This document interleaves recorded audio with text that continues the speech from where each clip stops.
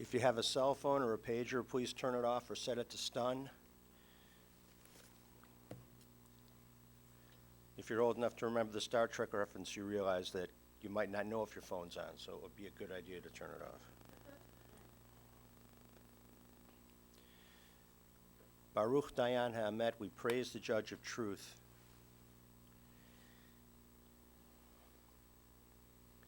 Begin with a reading from Psalm 121. Esa enai el haharim me'ayin yavo Ezri. Ezri me'im Adonai oseh shamayim va'aretz. Al yiten lamot raglecha, al yanum shomrecha. Hine lo yanum v'lo yishan shomer Yisrael. I lift up my eyes unto the mountains, from whence cometh my help. My help comes from the Lord, maker of heaven and earth. The Lord will not let your foot give way, your protector will not slumber. See, the protector of Israel neither slumbers nor sleeps. The Lord is your guardian, he is your protection at your right hand. The sun will not strike you by day, nor the moon by night. The Lord will guard you from all harm, he will guard your soul, your going and your coming, now and forever. Death has taken our beloved Renee Belman. Friends grieve in their darkened world. In their silence there is lamentation. In their tears there is loneliness. Lost in their sorrow, may they find the presence of loving friends. Hear them, O God, and be with them. For Renee's love and all of the aspects of her personality, which united us in life and which death cannot sever. For her companionship that we shared along life's path, and which continues through the tenderness of memory. For the gifts of her heart and mind, which brought joy and happiness, and is now a precious remembrance. For all of these and more, we give our thanks to God. It's a time of grief, it's a time of sadness, and so once again we listen to the voice of our sacred scriptures from Sefer Tehillim, from the book of Psalms. It tells us of our kinship with the Creator, in light as in darkness, in joy as in sorrow, in life as in death. Together in the English, let us recite the 23rd Psalm. The Lord is my shepherd, I shall not want. He maketh me to lie down in green pastures. He leadeth me beside the still waters. He restoreth my soul. He guideth me in straight paths for his name's sake. Yea, though I walk through the valley of the shadow of death, I will fear no evil, for thou art with me. Thy rod and thy staff, they comfort me. Thou preparest a table before me in the presence of mine enemies. Thou hast anointed my head with oil. My cup runneth over. Surely goodness and mercy shall follow me all the days of my life, and I shall dwell in the house of the Lord forever. It's a privilege to call forward Meredith to speak as a grandchild, and only the way a grandchild can eulogize grandparents. All right, let's see if I can do this. Thanks. Thank you. Okay. Oh, all right, we got this. All right. So first, a ground rule. I think everyone knows I know her by Ga, so that's what I will be using. So when I told my coworkers over the weekend that I was going to have to miss our meeting today, like immediately 3 of them texted me back, "Is this the grandma with the diamond bitch bracelet who makes really good desserts?" And I was like, yep, that's the one. Because everyone in my life knew about Ga.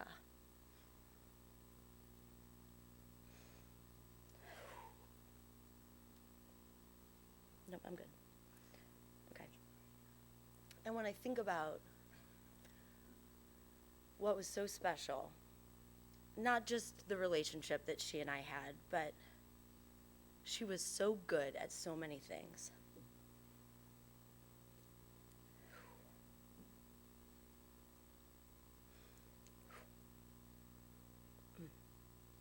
Okay. Like you would walk into her house And like, on one hand, she would have art projects everywhere.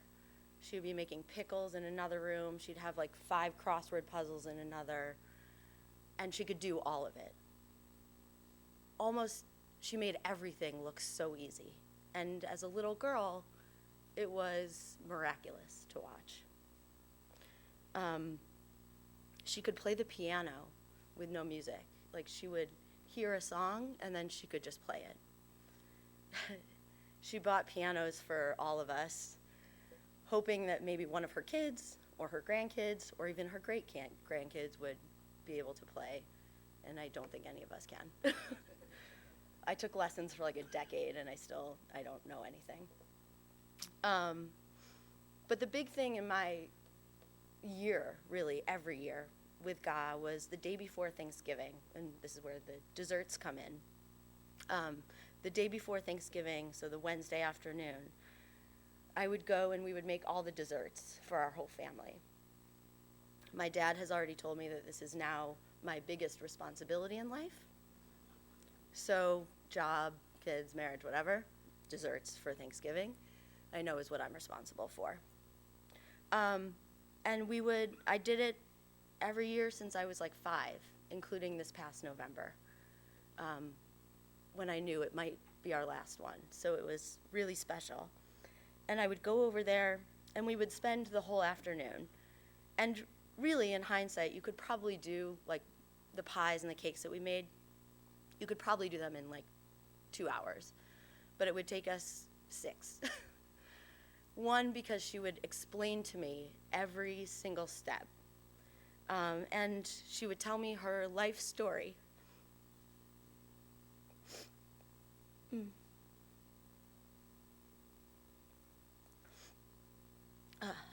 And one of the years, and this was in her old house, so I was younger, she taught me about displacement, which I did some heavy Wikipedia research. But so displacement in baking, I know there's a science thing for it, but displacement in baking, when you're using Crisco to make something like pie crust, you put like half a cup of water in a thing, and then you put the Crisco in, and then when it gets to a cup, that means you have the right amount. Because you can't just scoop it out. Oh, sorry. You can't just scoop it out. You've got to account for the air and the way that it's made. And displacement is the way that you do that. And so she would fill a cup, and she would mash it down, and she would talk about the science, and she just taught me everything in those afternoons. And as I thought about today, displacement came back to my mind. Because while the air is a little bit heavier, and today's a heavy day, I was thinking if we all just flood with love and our memories of God, we'll displace all the hurt. And I think that's really the best way to honor her. Thank you. And on behalf of all of us, we miss you, and we will. Okay. And we'll bake and we'll eat.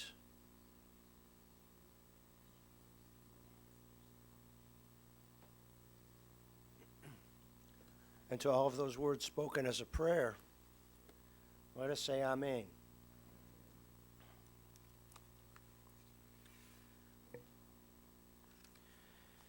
So we gather this morning. It is a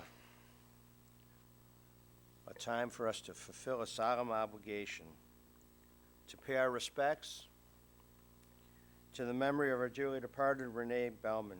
She graced this earth for nearly 92 years.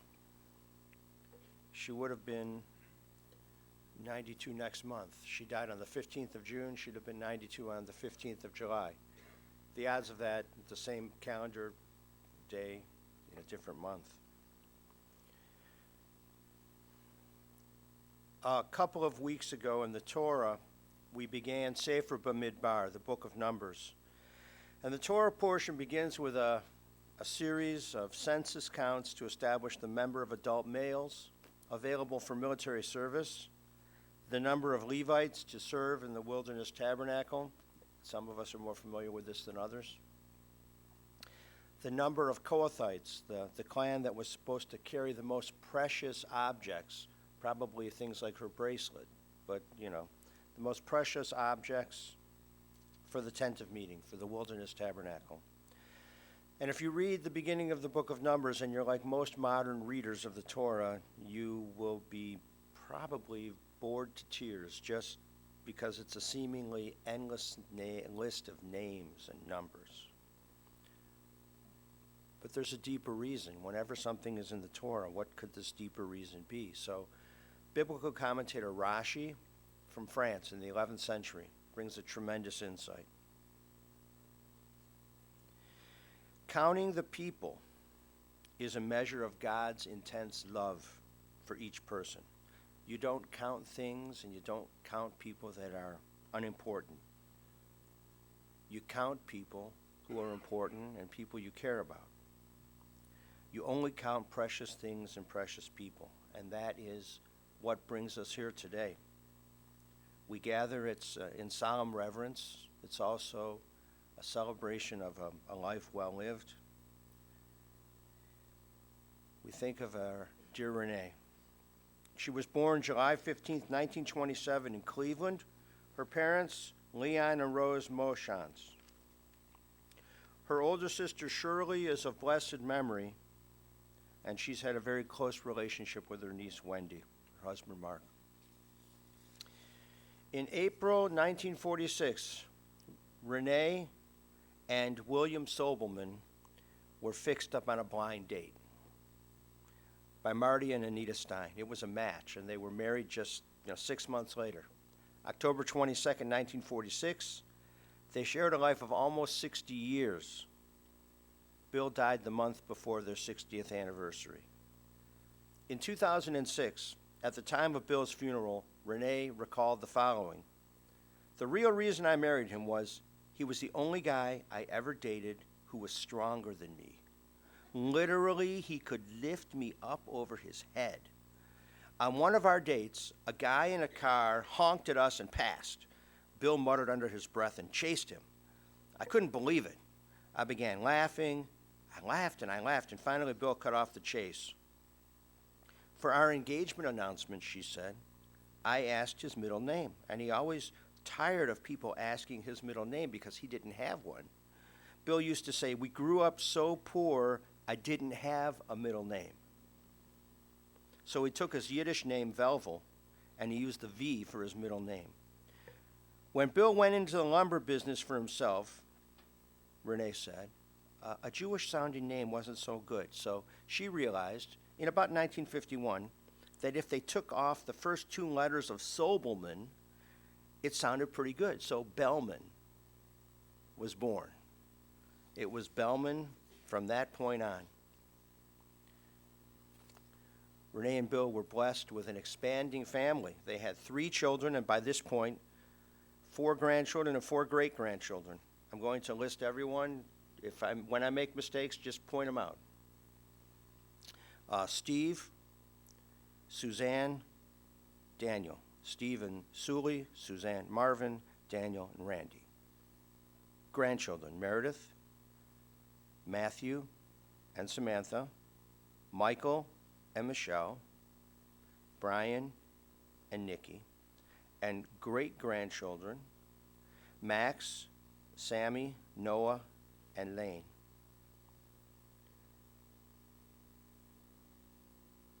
Renee was so many things. She was a devoted mother, grandmother, great-grandmother. As you heard and you know, she was a talented artist, a concert-level pianist, and she could play by ear. She didn't read music. She played by ear, which is in some ways even more incredible.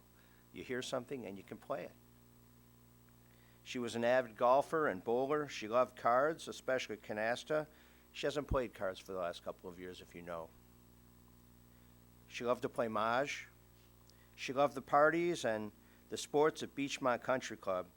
They had number 13 at Beachmont. All right, so the way they told this story is that they bought the number for the status of it. I mean, they had a higher number, but they were able to get a lower number, and they loved to see the look on people's faces when they said they had this low number, 13. It was priceless. And Renee used to tell people, we've been here since the Civil War. That's a long-time membership. Beachmont wasn't even around in the Civil War, but those people probably didn't know that when she said that. She could tell a great story, and it would be a long story. She insisted on Sunday dinners. She loved to entertain. She and her dear husband traveled all over the world. She apparently didn't have a sense of humor. Bill had a great sense of humor, at least the kids said, but she didn't have one. The kids said we learned how to be independent. We knew how to do things. But even though they taught us how to be independent, we were close. They went to Florida for about 45 years. And just the last couple of years, Renee wasn't able to do that. She was a Lion of Judah, which means she was very philanthropic and made donations to help others. When she was younger, she volunteered at Mount Sinai Hospital. She loved animals. She could knit incredible things. Probably all of the grandchildren have Afghans that she knitted. Kids probably too. She's being buried with one of her favorite Afghans. She also made Afghans for the dogs. She loved animals, and they had dogs and cats. For the last couple of years, dementia really took much of who she was to so many people who knew her. And so it was just a sadness. However, the things that we remember about her, they're just blessings. Bill and Renee have been members of our synagogue, Temple Israel Ner Tamid, since the fall of 1988, which is a good long time. And their generous nature was felt by those of us at the congregation. Bill started a scholarship fund called the Belman Scholarship Fund. And it was used, and it has been used for financial need for students to go to Israel or to go to Jewish camps. And he used to say, how else am I going to get someone to lie about me by saying nice things? And thankfully, after Bill's passing, Renee actively kept the Belman Scholarship Fund in the lives of our students. And most recently, in December 2017, which was the 50th anniversary of the Six-Day War, the 50th anniversary year of the Six-Day War, 1967, and the reunification of Jerusalem, the Belman Fund sent one of our religious school students to Israel. And this gal, she's a madricha, she's a teacher's aide in our religious school.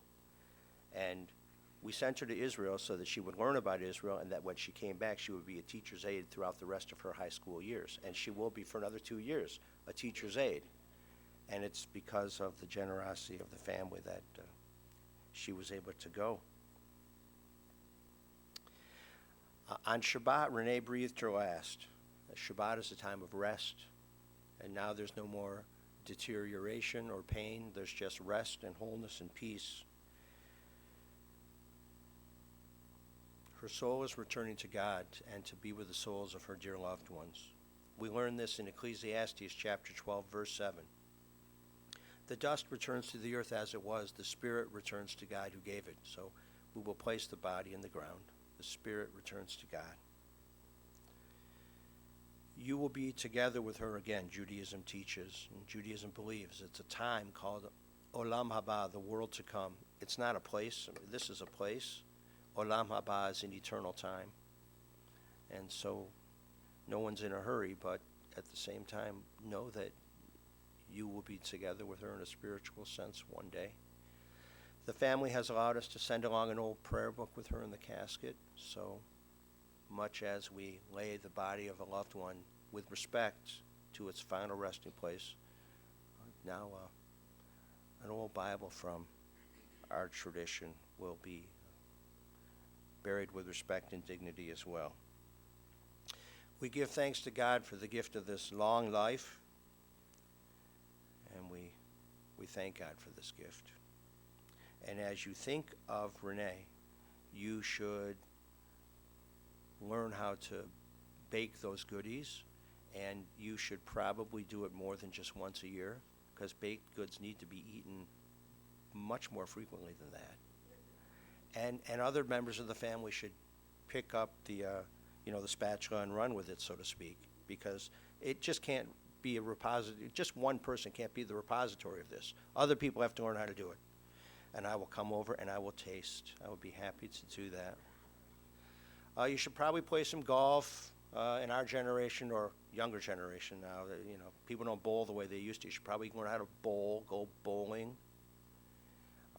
Take care of some dogs, learn how to knit, do some artwork, and be there for your loved ones. And let us do these things, and let us do mitzvot in her loving memory, for only through the deeds which we perform can the world be compensated for her loss. And so we conclude with words from the first chapter of the book of Job. Adonai Natan, v'Adonai lakach, Yehi Shem Adonai Mevarach. The Lord hath given, the Lord hath taken away. Blessed be the name of the Lord. Amen.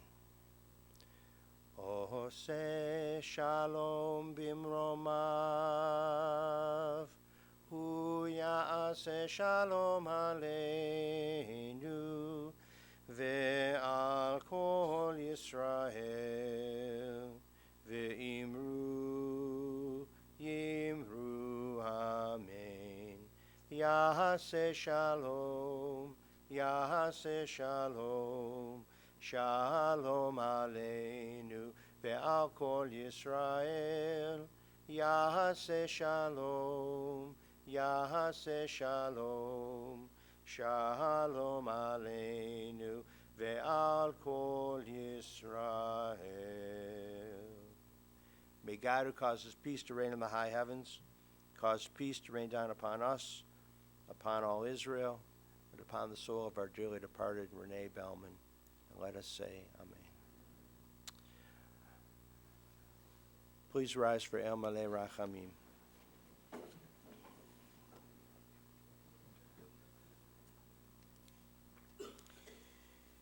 Into your care, O God, we entrust the spirit of our dear Renee Belman. For you keep faith with your children in death as in life. Sustain us that we may meet with serenity the mysteries that lie ahead, knowing that when we walk through the valley of the shadow of death, you, O God, are with us, a loving friend, in whom we put our trust. You are the light of our life, our hope in eternity. El Maleh Rachamim, Shochen Bamromim, Hametzeh Menucha Nechona, Tachat Kanfei HaShechina, Im Kedoshim U'Tohorim, Gezohar HaRakia Masirim, Et Nishmat Renee Belman, Shahalacha L'Olama, Ba'al HaRachamim, Yasdireha B'Seter Kanafav Le'olamim, Vayitzro B'Tzor HaChaim, Et Nishmata Adonai hu nachalata, v'tanuach b'shalom al mishkava, v'nomar Amen. Compassionate God, eternal Spirit of the universe, grant perfect rest in your sheltering presence to our dear Renee Belman. She has entered eternity. O God of mercy, let her find refuge in the shadow of your wings, and let her soul be bound up in the bond of everlasting life. God is her inheritance. May she rest in peace, and let us say, Amen. Please be seated just for one moment, and then we will go in procession, and then we'll go to to Zion Memorial Park Cemetery. The family is going over to the Temple Tifereth Israel, or if you've been around long enough, Silver's Temple, at 26,000 Shaker Boulevard. Right afterward, until 5 o'clock, we'll light the Shiva candle there and do a couple of prayers and gather for the mourner's meal. They'll be there again tonight from 7 o'clock to 9 o'clock. Renee will be on the Kaddish list at Temple Israel Ner Tamid for the next month. It'll be our privilege to say Kaddish for her. She will probably be on Kaddish lists other places as well. Our Friday night services are at 7:30, and we'll recite Kaddish for her then. Also, the family has asked if you care to make donations in Renee's loving memory.